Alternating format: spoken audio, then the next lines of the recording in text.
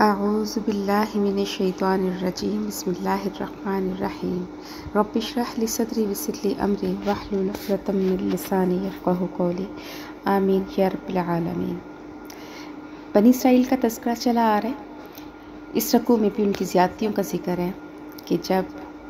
ان سے نزول قرآن کے زمانے میں جو بنی اسرائیل موجود تھے تو ان کے جو پیچھے بزرگ گزرے ان کے کارنامے سنا کر ان کو شرمندہ کیا جا رہا ہے کہ تمہارے بڑوں نے بھی حق کو نہیں مانا اور تم بھی نہیں مان رہے۔ وہ عہد یہ تھا وَإِذْ أَخَذْنَا مِيثَاقَ بَنِي إِسْرَائِيلَ، اور جب لیا ہم نے عہد بنی اسرائیل سے، لا تعبدون کہ نہیں عبادت کرو گے تم الا اللہ سوائے اللہ کے، وبالوالدین اور والدین کے ساتھ احسانہ اچھا سلوک کرو گے۔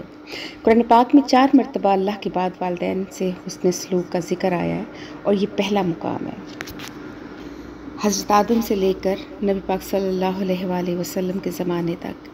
یہی حکم رہا کہ والدین کے ساتھ بہت اچھا سلوک کرنا ہے، ان کی ہر بات ماننی ہے جو اللہ اور اللہ کے رسول کے خلاف نہ ہو۔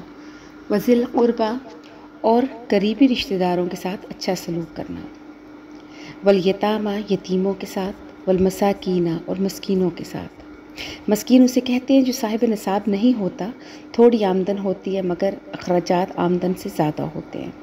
وقولوا للناس حسنا اور کہو لوگوں سے اچھی بات، یعنی امر بالمعروف اور نہی عن المنکر، کیونکہ آج کل بہت سارے جھگڑوں کی بنیاد غلط گفتگو ہوتی ہے، تو کسی کے ساتھ کوئی بد کلامی نہ کریں، فحش گوئی نہ کریں کہ جس سے کسی کا دل دکھے اور وہ پھر جھگڑے کی طرف چلا جائے۔ وَأَقِیمُوا الصَّلَاةَ اور قائم کرو نماز کو۔ بنی اسرائیل پر صرف 2 نمازیں فرض تھیں، تو اس کے علاوہ وَآتُوا الزَّکَاةَ اور 2 زکوٰۃ، اور زکوٰۃ پر بھی ان پر جو حکم تھا وہ ہماری نسبت ذرا زیادہ سخت تھا۔ ہم پر زکوٰۃ کا 40واں حصہ فرض ہے، ان پر 1/4 حصہ فرض تھا، یعنی 400 میں سے ان کو 100 دینا پڑتا تھا۔ ثم تولیتم پھر تم پھر گئے، الا قلیلا منکم مگر تھوڑے تم میں سے، یعنی بہت کم لوگ تھے کہ جنہوں نے اس وعدے کا پاس رکھا اور اللہ کے وعدے کو پورا کیا۔ وانتم معرضون اور تم بھی ان چیزوں سے اعراض کرنے والے ہو۔ آگے کچھ اگلے وعدوں کا ذکر ہے۔ وَإِذْ أَخَذْنَا مِيثَاقَكُمْ اور جب لیا ہم نے تم سے پختہ عہد، لا تسفکون دماءکم کہ نہیں بہاؤ گے تم اپنے خون، یعنی آپس میں خون ریزی اور جنگ وغیرہ نہیں کرو گے کہ ایک دوسرے کے خون کو بہاؤ۔ ولا تخرجون اور نہ ہی تم نکالو گے انفسکم اپنی جانوں کو من دیارکم ان کے گھروں سے۔ ثم اقررتم پھر تم نے اقرار کیا، وانتم تشہدون اور تم اس پر گواہی دیتے ہو، یعنی کہ ہمارے بڑوں سے اللہ نے یہ وعدہ کیا تھا، تم اس چیز کو مانتے ہو۔ اچھا، اس کے لیے تھوڑا سا آپ کو بیک گراؤنڈ بتانا ضروری ہے ورنہ آپ کو یہ آیات سمجھ نہیں آئیں گی۔ حضرت یوشع بن نون جب حضرت موسیٰ اور حضرت ہارون کے بعد ان کو اللہ تعالیٰ نے نبوت دی تو ان کی سرکردگی میں فلسطین کو انہوں نے فتح کرنا شروع کیا۔ جب سارا فلسطین فتح ہو گیا تو ایک مرکزی حکومت انہوں نے قائم نہیں کی، بلکہ جو 12 قبیلے تھے تو اس طرح انہوں نے 12 حکومتیں قائم کی۔ تو جیسے اللہ نے ان کو 12 چشمے دیے تھے، تو ظاہر ہے جہاں زیادہ حکومتیں ہوں تو وہاں تکرار اور لڑائی زیادہ ہوتی ہے، یا آپس میں لڑتے ایک دوسرے سے، تو پھر ان میں سے کچھ لوگ اپنا علاقہ چھوڑ کر دوسرے کفار کے ملکوں میں چلے گئے۔ تو وہاں کوئی جب ان سے جھگڑتا یا ان کو کوئی اپنا قیدی بنا لیتا یا غلام بنا لیتا تو پھر یہ فوراً فدیہ دے کر چھڑوا لیتے کہ قیدی چھڑوانے کا تو رات میں بہت زیادہ ثواب ہے۔ اسی طرح سے جو مدینہ کی تاریخ ہے اس میں بھی 2 بڑے قبیلے تھے، اوس اور خزرج، جو کفار کے تھے، جبکہ یہودیوں کے 2 بڑے قبیلے تھے، بنو قریظہ، اور بنو قریظہ جو تھا وہ اوس کا حامی تھا اور بنو نذیر قبیلہ خزرج کی طرفدار تھے۔ تو ان کی آپس میں اکثر جنگیں ہوتی رہتی تھیں، اور جب ایک قبیلہ دوسرے پہ غالب آ جاتا تو ان کو بھی قتل کر دیتے، گھروں سے بھی نکالتے، قیدی بھی بنا لیتے۔ اب ان کی برادری کے جب لوگ قیدی بن جاتے یہودیوں کے، اور جب ان کو اپنا غلام بنا لیتے تو پھر یہ چندہ اکٹھا کر کے ان لوگوں کو رہا کرواتے اور یہ کہتے کہ بھئی ہمیں تو حکم ہے کہ کوئی اگر قیدی ہو جائے تو اس کو رہا کرواؤ، کہ تورات میں اس چیز کا بہت زیادہ اونچا مقام ہے۔ ان آیات میں اس کا ذکر ہے۔ ثم انتم ہؤلاء، پھر تم وہی لوگ ہو، تقتلون انفسکم، جو قتل کرتے ہو اپنی جانوں کو، وتخرجون، اور نکالتے ہو تم، فریق منکم، ایک فریق اپنے میں سے، من دیارہم، ان کے گھروں سے، تظاہرون، اور پھر تم چڑھائی کرتے ہو، علیہم، ان پر، بالاسم والعدوان، گناہ اور زیادتی کے ساتھ۔ اسم کہتے ہیں اللہ تعالیٰ کے حکم کو توڑنے کو، اور انسان کے حق کو ضائع کرنے کو عدوان کہتے ہیں۔ یعنی اللہ نے حکم دیا کہ تم قتل نہ کرو، انہوں نے قتل کر کے اللہ کے حکم کو توڑا اور اسم کا ارتکاب کیا، اور بندوں کو قتل کیا، ان کو گھروں سے نکالا، تو انہوں نے عدوان کا ارتکاب کیا۔ میں یأتوک مسارع، اور اگر آئیں وہ تمہارے پاس قیدی بن کر، تفادوہم، تو تم ان کو فدیہ دے کر چھڑوا لیتے ہو، وَهُوَ مُحَرَّمٌ، اور حالانکہ وہ حرام تھا، علیکم، تمہارے اوپر، اخراجہم، ان کا نکلوا دینا ہے۔ افتؤمنون ببعض الکتاب، کہ کیا تم ایمان لاتے ہو کتاب کے بعض حصے پر، وتکفرون، اور انکار کرتے ہو ببعض، بعض حصے کا،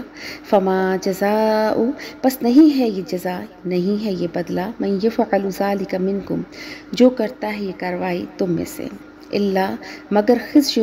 رسوائی ہے، فی الحیات الدنیا، دنیا کی زندگی میں، ویوم القیامت، اور قیامت کے دن، یردون، وہ پھیرے جائیں گے، الی اشد العذاب، سخت عذاب کی طرف، وما اللہ بغافل، اور نہیں ہے اللہ بے خبر، عما تعملون، اس سے جو تم کر رہے ہو۔ جہنم میں بھی بہت زیادہ طبقات ہیں، 7 طبقات کا ذکر آیا ہے مختلف تفاسیر میں۔ سب سے کم درجے کا عذاب سب سے اوپر والے طبقے میں ہوگا، جس میں کلمہ گو مسلمان جو اپنے گناہوں کی وجہ سے ڈالے جائیں گے، اس سے نیچے نصارہ ہوں گے، اس سے نچلے طبقے میں یہودی ہوں گے، اور کہتے ہیں کہ جو منافقین ہیں وہ سب سے نچلے درجے میں ہوں گے، جیسے قرآن پاک میں بھی ان کے لیے الفاظ آئے ہیں، ان المنافقین فی الدرک الاسفل من النار، کہ بے شک منافق دوزخ کے سب سے نیچے والے درجے میں ہوں گے، کیونکہ منافقت کا فتنہ سب سے زیادہ ہے۔ تو یہ اللہ تعالیٰ نے ان پر پھر ان کے ان اعمال کی وجہ سے دنیا میں بھی رسوائی ڈالی، کہ آج تک یہودی ذلیل و رسوا ہیں، اور قیامت کا عذاب اللہ نے تو رکھا ہی ہے ان کے لیے۔ اولئک الذین، یہی وہ لوگ ہیں، نشترا، کہ جنہوں نے خریدی، الحیات الدنیا، دنیا کی زندگی، بالآخرہ، بدلے آخرت کے، فلا یخفف، اور پس نہیں ہلکا کیا جائے گا، عنہم العذاب، ان سے عذاب، کہ بلکہ ان کا عذاب دن بدن بڑھتا چلا جائے گا، جیسے اللہ پاک نے کہا، فذوقوا فلن نزیدکم الا عذابا، کہ پس چکھو، تم ہرگز نہیں زیادہ کریں گے تمہارے لیے مگر عذاب کو، ولا ہم ینصرون، اور نہ ہی ان کی مدد کی جائے گی۔ آج کی آیات میں اگر آپ خود کو رکھ کر دیکھیں کہ آج جو ہم مسلمانوں کا کردار ہے، تو ایسا لگے گا کہ جیسے آج یہ آیات ہمارے لیے نازل ہوئی ہیں۔ جیسے ابھی آیت میں ہم نے پڑھا کہ افتؤمنون ببعض الکتاب وتکفرون ببعض، جزاء من یفعل ذلک منکم الا خزی فی الحیات الدنیا۔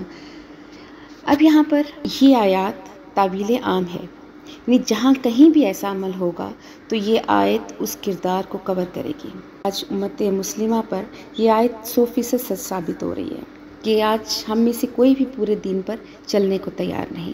ہر کوئی ایک چیز کو تو اپنے لیے حلال کر لیتا ہے، اور دوسری چیز جو اس کے لیے مشکل ہوتی ہے اس کے لیے کوئی نہ کوئی تعویل نکال لیتا ہے۔ رشوت حلال ہے، کیا کریں، اس کے بغیر گزارا نہیں، سود کے بغیر کاروبار نہیں چلتا، کل دین جب تک نہ ہو تو کوئی فائدہ نہیں۔ اور پھر اللہ تعالیٰ جو بنی اسرائیل کے ساتھ کیا کہ ضربت علیہم الذلۃ والمسکنۃ، تو پھر یہی معاملہ اللہ تعالیٰ آج کی امت کے ساتھ بھی کرے گا، اور پھر ثم قست قلوبکم والا معاملہ بھی ہو سکتا ہے کہ دل اتنے پتھر ہو جائیں کہ پتھروں کو بھی مات دے دیں۔ کل دین جب تک نہیں ہوگا تو کوئی فائدہ نہیں، جب تک آپ اللہ کے ہر ایک احکام کو مانیں، دل سے مانیں، اور پھر اس پر عمل کرنے کی کوشش کریں۔ انسانی تقاضے کے تحت ظاہر ہے کہ کوئی نہ کوئی چیز ہم سے رہ جاتی ہے، کوئی نہ کوئی خطا ہو جاتی ہے، لیکن اللہ غفور الرحیم ہے۔ اللہ نے جیسے بنی اسرائیل سے بھی کہا تھا کہ اگر انسانی یا بشری تقاضے کے تحت آپ سے کوئی عمل نہ ہوا تو رات پر، تو میں آپ کو معاف کر دوں گا۔ تو اسی طرح سے ہمارے لیے بھی کہ ہم کوشش کیے بغیر ہی اگر اللہ سے معافی کی اور اللہ کی رحمت کی امید رکھیں تو یہ چیز غلط ہے۔ پوری کوشش کریں، پورے اللہ تعالیٰ کے بتائے ہوئے دین پر چلنے کی کوشش کریں، اس کے بعد اللہ تعالیٰ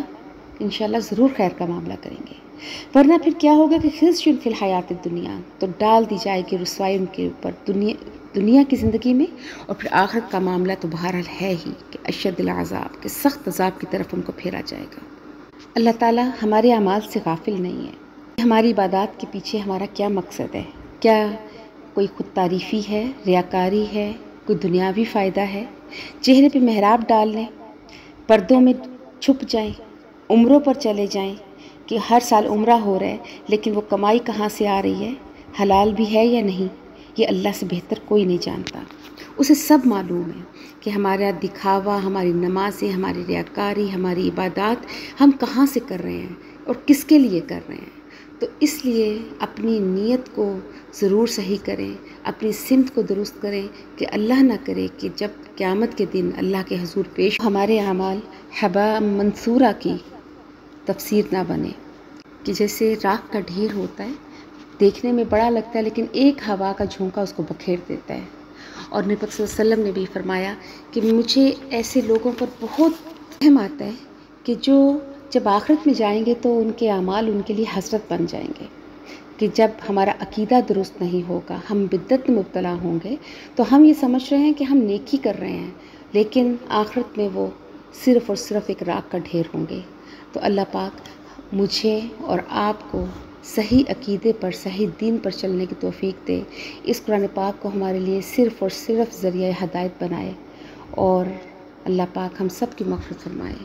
وآخر دعوانا ان الحمد للہ رب العالمین۔